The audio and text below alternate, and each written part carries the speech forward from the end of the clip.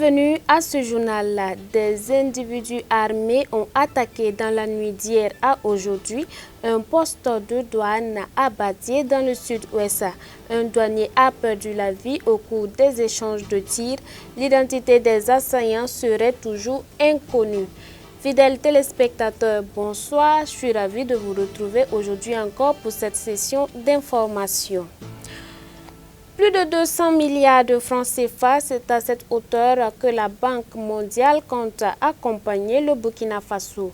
Hier, il s'est tenu une séance de travail entre le vice-président de la Banque pour l'Afrique et le Premier ministre Paul Kabatieba. L'issue des travaux fut heureuse car des accords ont été signés au profit des deux parties. Je suis très content d'être ici à Burkina Faso. Et je suis aussi très reconnaissant à Monsieur le Premier ministre pour les discussions que nous avons eues et pour la coopération et le partenariat très important entre la Burkina Faso et la Banque mondiale. Nous, à la Banque mondiale, c'est l'institution qui a comme vocation la lutte contre la pauvreté et le soutien du développement économique. Et donc, nous sommes très contents de notre partenariat avec le Burkina Faso et avec les efforts que le gouvernement met pour assurer la croissance et le développement du pays. Retour dans cette édition sur le culte du dimanche dernier à l'église des Assemblées de Dieu de Boulmurou Barrage. La célébration s'est voulue assez particulière car le maire de l'église fêtait en différé sa journée. Suivez le reportage dans ces images de Samuel Wangri.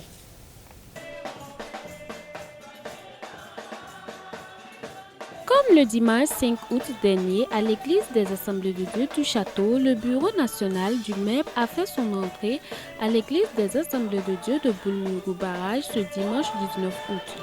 Célébrée en différé par l'Assemblée de l'église, cette journée du MEP a vu la prestation des différents groupes de l'église.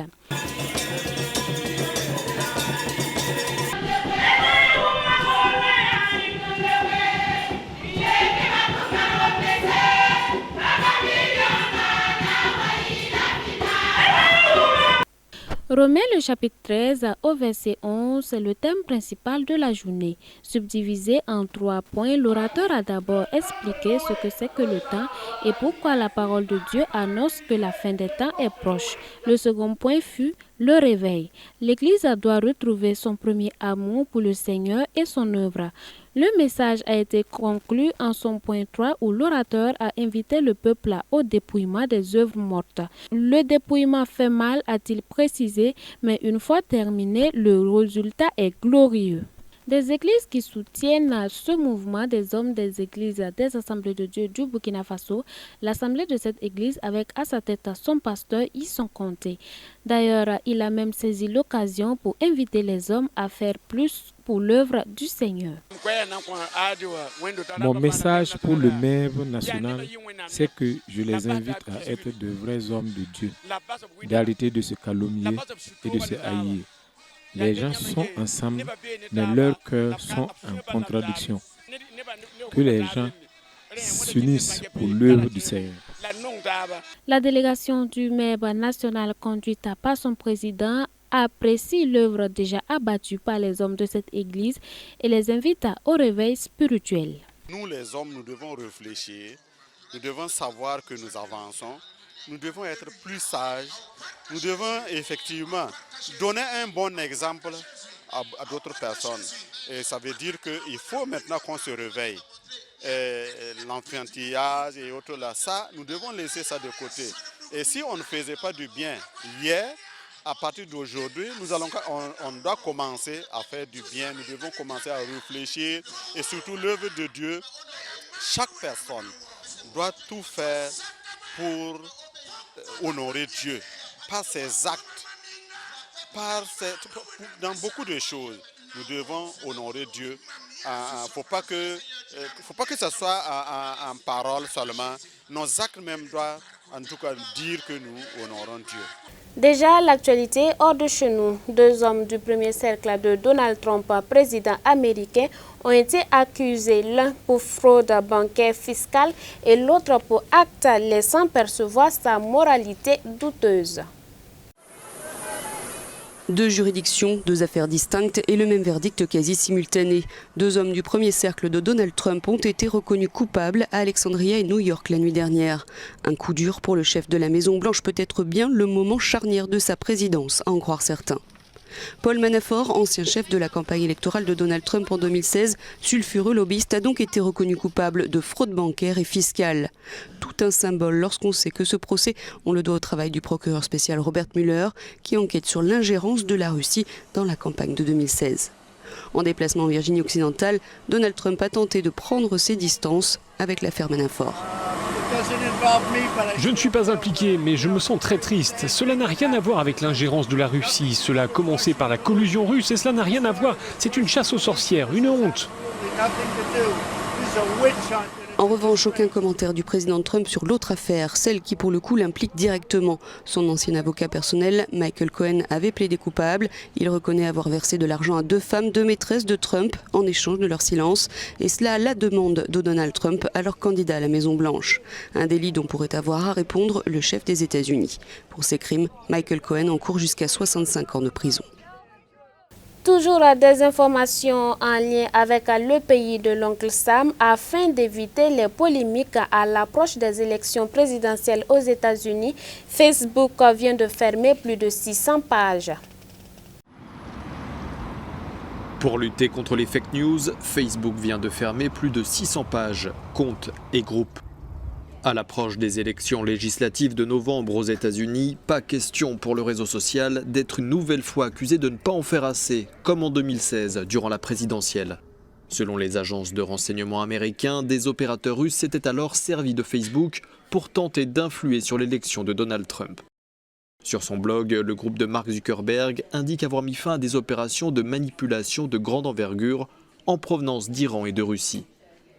Twitter, pour sa part, annonce avoir suspendu 284 comptes, dont bon nombre d'entre eux proviendraient d'Iran.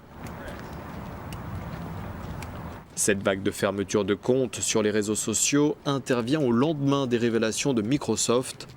Le géant de l'informatique a accusé des pirates russes qui seraient liés au Kremlin d'avoir pris pour cible des conservateurs américains. Et puis sur le continent européen venu de Sicile, 177 migrants attendent toujours de poser la plante des pieds en Italie. En Sicile, les 177 migrants recueillis par le navire des gardes-côtes italiens n'ont toujours pas pu débarquer. Arrivés lundi dans le port de Catane, ils sont bloqués à bord. Le dit Ciotti a seulement été autorisé à accoster, alors que le gouvernement italien demande un accord européen de répartition. Euronews a interrogé le ministre des Transports italien. Je pense qu'une solution sera trouvée d'ici demain. J'espère moi aussi qu'il y en aura une. Comme vous pouvez l'imaginer, je ne suis pas le seul à mener les négociations avec les autres pays européens. Le Premier ministre, le ministre de l'Intérieur et le ministre des Affaires étrangères, eux aussi, sont en première ligne. Tout le gouvernement prend part aux négociations et désormais c'est au tour des autres pays européens de faire ce qui leur incombe s'ils veulent trouver une solution à la crise des migrants. Cela serait un grand succès pour l'Europe ou alors les égoïsmes l'emporteront. Officiellement, le navire est en escale technique, manière de dire que le bateau pourrait devoir repartir errer en Méditerranée si aucun accord de répartition des migrants à bord n'est trouvé. Nous attendons que l'Europe, celle des européistes comme Macron, Merkel ou d'autres leaders, avance ses pions. Il y a eu des discussions, mais aucun résultat concret avec les autres pays européens, et donc nous ne leur faisons pas confiance. La répartition des migrants qui ont été secourus en juillet n'a pas encore eu lieu, alors que ces pays ont accepté d'en accueillir. Nul ne sait combien de temps prendront ces nouvelles négociations. La représentante en Italie du Haut-Commissariat aux réfugiés rappelle que les adultes et les mineurs à bord ont subi abus et tortures en Libye. À ce titre, ils ont le droit à demander l'asile. Quand on parle migration, on parle également de l'eau et de l'espace. Il y a de l'eau glacée à la surface de la Lune, une nouvelle trouvaille de la NASA.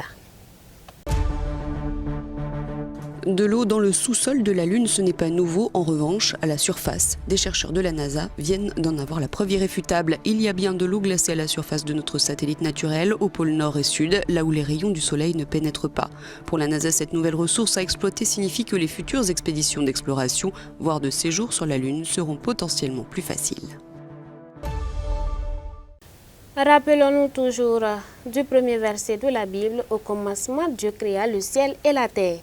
Ainsi s'achève cette édition. Merci de nous avoir suivis. Je vous donne rendez-vous demain à la même heure. Bonsoir chez vous.